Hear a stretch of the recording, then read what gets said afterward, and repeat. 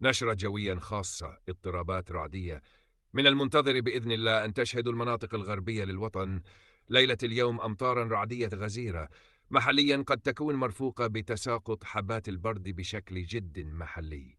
ومع مساء الغد يتوقع أن تشتد الاضطرابات الجوية على الهضاب الوسطى والغربية لتبلغ ذروتها يوم الجمعة، حيث تكون الأمطار قوية ومعتبرة على مناطق واسعة من شمال الوطن. الولايات المعنية: تلمسان، عين تموشنت، سيدي بالعباس، وهران، معسكر، غليزان، مستغانم، سعيدة، البيض، تيارت، تيس مسيلت، الشلف، عين الدفلة، غرب تيبازة، وغرب المدية. الأمطار والخلايا الرعدية ستكون محلية جدا، أي لا تشمل كامل إقليم الولاية، خصوصا في الغرب، حيث تعرف الطبيعة المطرية بعدم الانتظام. في انتظار نشرات إضافية خلال الأيام القادمة تشمل باقي المناطق بإذن الله.